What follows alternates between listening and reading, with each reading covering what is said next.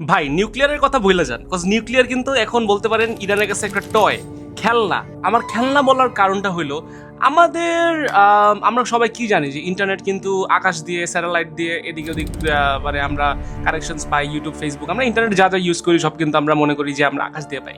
কিন্তু আপনাদের কাছে কিন্তু এটা সবচেয়ে রং আইডিয়া, কজ এই ইন্টারনেটের সাবমেরিন কেবলসগুলা বলতে পারেন যে ম্যাক্সিমাম ইভেন 90% সাবমেরিন কেবলস আর মানে বলতে পারেন যে সমুদ্র নিচ দেওয়া যায়, সমুদ্র নিচ দেওয়া যায়। অ্যান্ড যে দুইটা চোখ পয়েন্ট আছে, স্ট্রেট অফ হরমুজ এবং বাব আল মানদেব, এই দুইটার মধ্যে দিয়ে কিন্তু ইউরোপ, আফ্রিকা, এশিয়া, এই তিনটা কন্টিনেন্টের 70, 80, ইভেন 90% ইন্টারনেট কানেকশন ফ্লো করে। সো আমি এখন খেলনা কেন বললাম নিউক্লিয়ার ওয়েপন, আপনি জাস্ট এখন ভাবেন যদি ইরান বেশি বাড়াবাড়ি মনে কইরা, আমেরিকার আগ্রাসনকে যদি বেশি বাড়াবাড়ি মনে কইরা যদি ওই সাবমেরিন কেবলগুলো একবার কাইটা দেয়, তাহলে কি হবে বলেন? নিউক্লিয়ার ওয়েপন ফালাইলে তো মানুষ মরবে, নিউক্লিয়ার ওয়েপন ফালাইলে তো মনে করেন ধ্বংস হয়ে যাবে। কিন্তু যদি একবার ওইটা করে, তাহলে আফ্রিকা, এশিয়া, ইউরোপ, এই তিনটা দেশের সাথে কানেকশন ছিঁড়ে যাবে।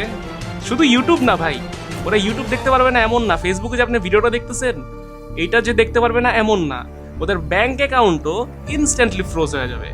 সো এই ইম্পর্টেন্ট একটা স্ট্র্যাটেজিক বলতে পারেন অ্যাডভান্টেজ কিন্তু ইরানের কাছে আছে। সো এটা কিন্তু বলতে পারেন নিউক্লিয়ার ওয়েপনের থেকেও পাওয়ারফুল, যেখানে পুরো পৃথিবী কিন্তু ওরা ফ্রিজ করে দিতে পারবে। এন্ড এই সাবমেরিন কেবলসগুলো কিন্তু বলতে পারেন as thin as human here's, মানে আমাদের চুলের মতো বলতে পারেন।